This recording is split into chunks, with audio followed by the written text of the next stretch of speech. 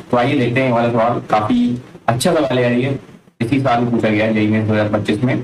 3 तारीख को जो एग्जाम 3 तारीख को जो एग्जाम हुआ था, 3 अप्रैल को, इसमें ये सवाल आ रहा है। ठीक है, क्या कह रहा है ये देखते हैं। कह रहा है if let A B and C are the vertices of equilateral triangle, मतलब ए बी सी जो है वर्टिसेस है इक्विलेटरल ट्रायंगल के। ए के कोऑर्डिनेट दिए आपको z1 और बी के z2 और सी के z3। ठीक है, if z0 is the centroid of the triangle ABC and z1 minus z2 का मॉड आपको 1 दिया है, ठीक है, then the value of this, ठीक है ना। एक बार आप वीडियो को सिर्फ ट्राई कर लीजिए, उसके बाद ही आगे वीडियो प्रोसीड करिएगा। ठीक है, उम्मीद करता हूँ आपने ट्राई करा होगा।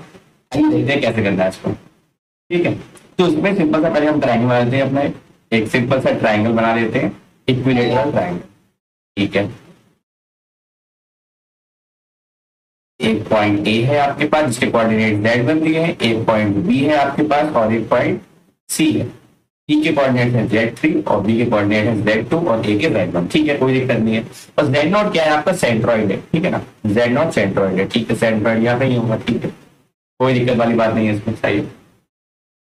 एंड z1 माइनस z2 की वैल्यू दी है आपको, z1 माइनस z2 का मॉड इज इक्वल टू 1 दिया है। इसका मतलब क्या है, z1 इसके कोऑर्डिनेट है ए के और z2 इसकी कोऑर्डिनेट है। ए बी लेंथ है ना, ये जो ए बी आपकी लेंथ है ये आपको दे रखी है 1 यूनिट। ठीक है ना, 1 दी है।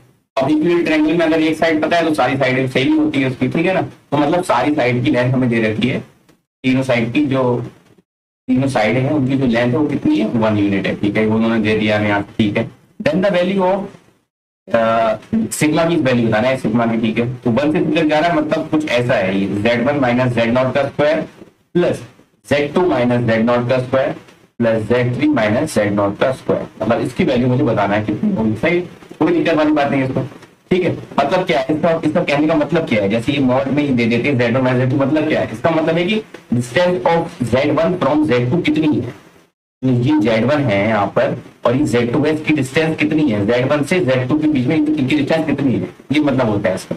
तो ऐसे ही हमसे क्या पूछा है, किस तरह सबमिशन पूछा है, हमसे पूछा है कि z1 माइनस z0 लेकर, मतलब क्या है, z1 की z0 से दूरी कितनी है उसका स्क्वायर कर दो, उसके बाद z2 की z0 से दूरी कितनी है उसका स्क्वायर कर दो। ठीक है, उसके बाद z0 की z3 से दूरी कितनी है उसका स्क्वायर कर दो। मतलब पहले इनका लेंथ निकाल लेते हैं पहले इन सबकी, उसके बाद इसको स्क्वायर करके सम करके आंसर दे देंगे। ठीक है, कोई दिक्कत वाली बात नहीं है इसमें।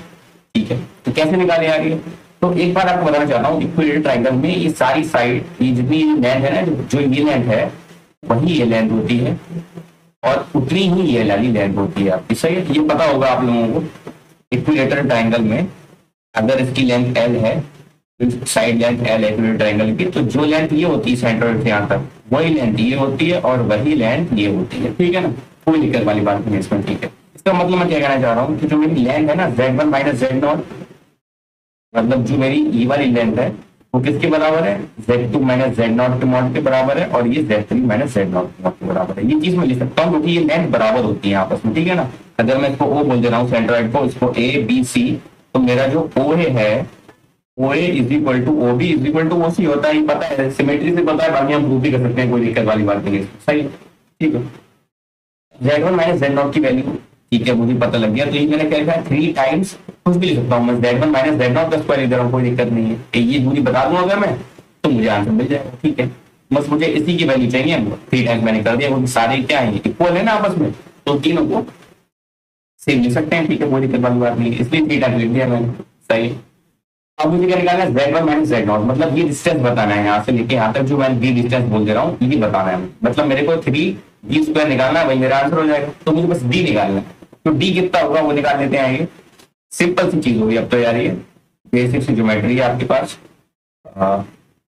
लेंथ पता है आपको, यहाँ से लेके यहाँ तक जो लेंथ है ये पता है आपको कितनी है, ये 1 यूनिट दी है उन्होंने। ठीक है, और ये भी बनी होगी, ये भी बनी होगी, और हर एक एंगल 60 डिग्री का होता है। इक्विलेटरल ट्रायंगल में हर एक एंगल कितने का होता है, 60 डिग्री का होता है। सही, और ये आपका सेंट्रोइड है। ठीक है, z0 है यहाँ पे। ठीक है, कोई दिक्कत वाली बात नहीं। यहाँ से लेकर अगर ऐसे मिलाऊंगा मैं तो ये एंगल को बाइसेक्ट करेगा, मतलब 2 इक्वल पार्ट में डिवाइड कर देगा, मतलब 30 डिग्री हो गया। सही, आपको क्या चाहिए, आपको चाहिए यहाँ से लेके ये वाली लेंथ, ये लेंथ चाहिए। अब ये लेंथ इस लेंथ के बराबर ही होती है, तो मैं ये निकाल लूंगा तो मेरा काम हो जाएगा।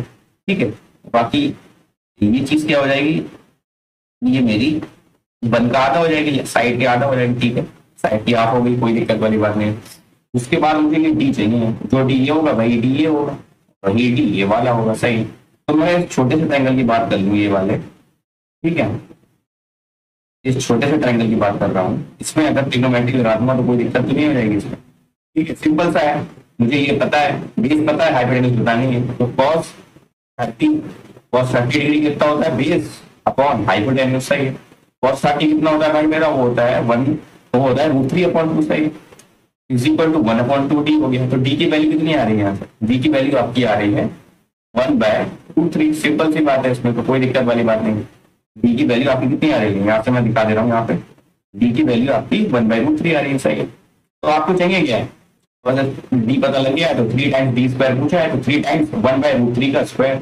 1/√3 का स्क्वायर कितना हो गया, 1/3। 1/3 इंटू 3 कितना होगा, 1 हो गया। सिंपल सा है, ठीक है, तो इसका आंसर 1 आ गया। कोई ऐसा ऑप्शन है जी, हाँ फर्स्ट ऑप्शन ही है, और मैंने यहाँ पे लिख भी रखा है यहाँ पे, आंसर 1 ही मेरा करेक्ट है। ठीक है ना, उम्मीद करता हूँ समझ में आया, और बाकी सब सवाल है बेसिक ज्योमेट्री का सवाल आया हुआ है।